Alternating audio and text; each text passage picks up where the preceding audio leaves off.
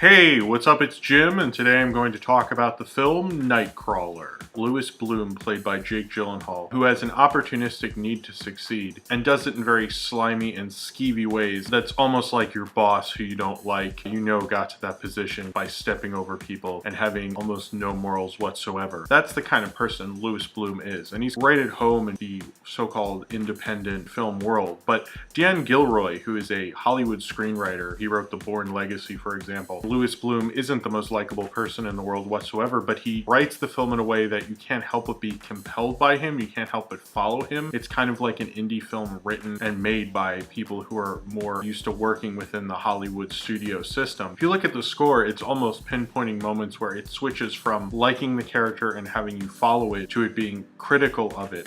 And there's certain points with the score where he's giving a big speech to Rene Russo's character about how his need to succeed and how he's going to do this and how he wants to own this station. And the music's really going with him, almost satirizing him, but not quite. It's never that clear about objecting to him. It's never really completely on his side, and it's never really completely against him. Dan Gilroy takes an objective look at him, but still uses kind of the framework of a typical Hollywood movie, like the main character you're supposed to follow. And that's something I've noticed from other screenwriters turned directors like David Kemp, who directed Premium Rush, where the film might not be perfect, but he understands how to get it to work to be almost audience friendly. And in this, it's a lot more interesting what Dan Gilroy does than what David Kemp does. What he does is he takes an unlikable character, but does it in a Hollywood way. There's no parts where he's just like staring at nothingness. It's like an art movie really made by Hollywood people, and that marriage in the best sense of the word. I often talk about how directors learn from their past works, and you can see that as their filmography goes on, if their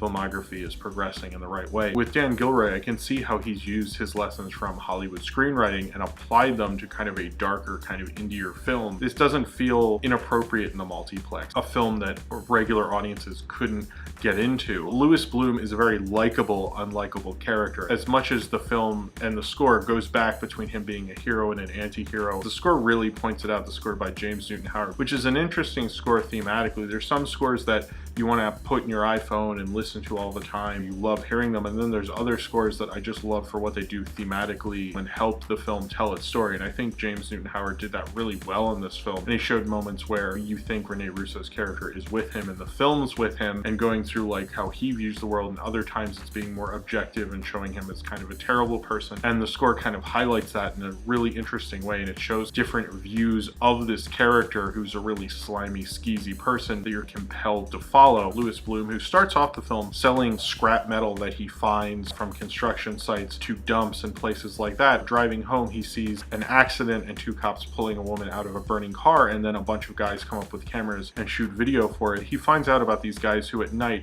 drive around listening to police scanners and shoot video of various crimes going on and then sell them to various TV stations. Apparently this is common in LA. I've never heard of it here in New York or anywhere else in my life, so I don't know how common it is outside of LA. Louis Bloom gets into that industry and actually steals a bike and sells it to a pawn shop for store credit, in which he gets a police scanner and a camera, and he's off and becomes instantly successful because he's willing to go the extra mile, and then becomes more successful and understands framing and the industry more with the help of Rene Russo, who is the station manager and buys a lot of his video, and eventually hires an intern, Rick, a paid intern, Rick. They drive around together, and he eventually starts being very successful at this until he starts doing very morally bankrupt things to be able to get the right video for him to help his career progress. This is really a comment on the people who would try to be successful, who have that drive. It does remind me of other films that do that, but I think when you look at something like Ace in the Hole, which is another comment on the media, that's a character who eventually realizes how wrong it is, and through that we see that. Jake Gyllenhaal's character of Louis Bloom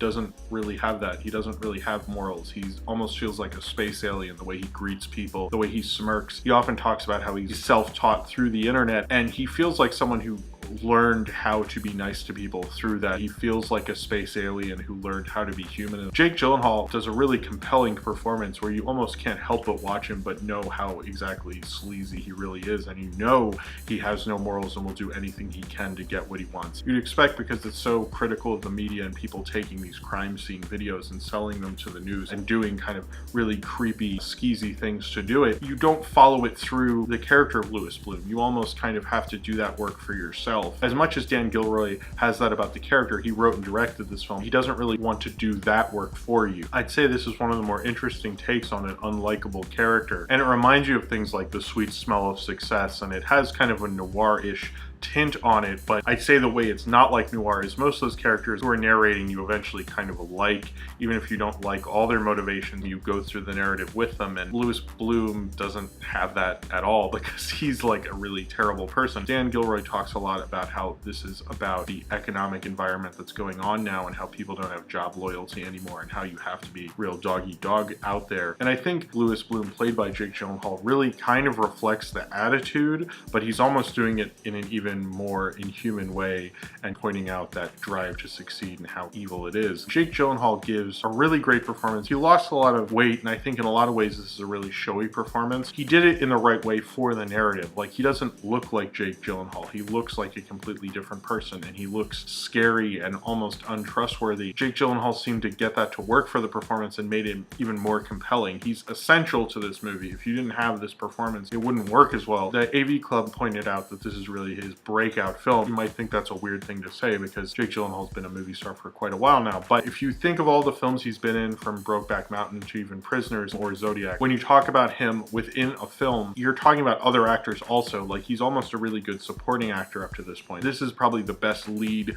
performance I've ever seen from him. It's a different kind of performance. And the fact that he's kind of using the movie star compellingness that he's used in big screen movies, kind of almost with this, makes him kind of like a weird alien cold psychopath, but one that you kind of want to follow. There's a lot of times in this film doesn't do absolutely everything right, that while I was watching it I didn't notice it as much because his performance is so strong, because I want to follow him. I was surprised how interested I was in his character and following him. Rene Russo gives a alright performance. I'm not a big Rene Russo fan. This didn't completely turn me over. It does definitely feel like it's made by a first-time director, and this is Dan Gilroy's first film, and it feels like a film made in the late 80s, early 90s, like a low-budget studio film that was really influenced by 70s films, which is a weird time period to suggest. Those kind of films weren't the greatest shot films. They weren't going to give a top cinematographer to them, and certainly the night scenes have a little bit of that, but the day shots feel a lot more relaxed and cheaper, like a cheaper B movie that the studio's not really thinking about, even though it was actually an independent film. I'm just saying that's the feel of the movie. What it's trying to say about the media doesn't really work. It's funny when you think about, there's so many movies that try to comment on the media, and Network was more of a satire, and I think Ace in the Hole got it more right.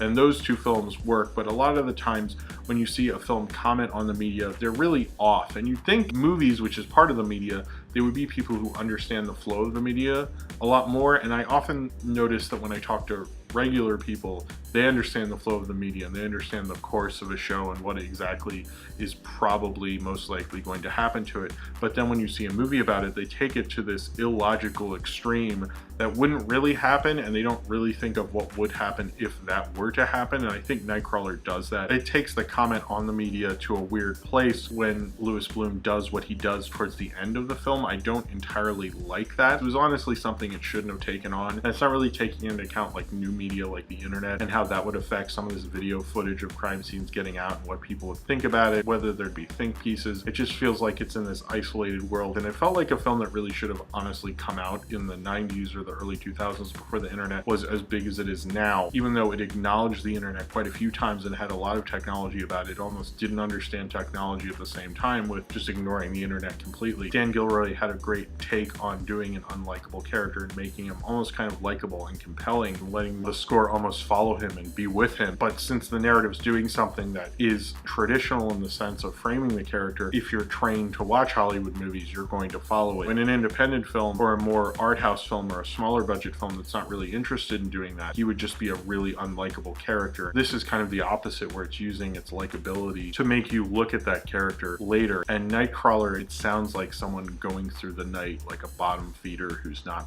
exactly like the rest of us. Jake Gyllenhaal and Dan Gilroy created a really amazing, interesting character who will always succeed, and probably, Dan Gilroy actually said, end up being the head of the network. They put that in more of an extreme. It makes you look at the moral bankruptcy reality of success over everything else, the dark life that can really lead you down. And it doesn't point that out to you as much. It kind of points out more of the success. I wouldn't call it moralistic, but it's there, it's within the narrative, but it's not pointing out as much. It's kind of like half a Hollywood film that will do some of the thinking for you and half not pointing things out directly to you. The Hollywood players make kind of the smart man's independent film, making this unlikable situation almost likable and compelling and interesting and fun to watch. So if you have seen Nightcrawler and you would like to talk about it, then comment below in the comments and subscribe if you would like to.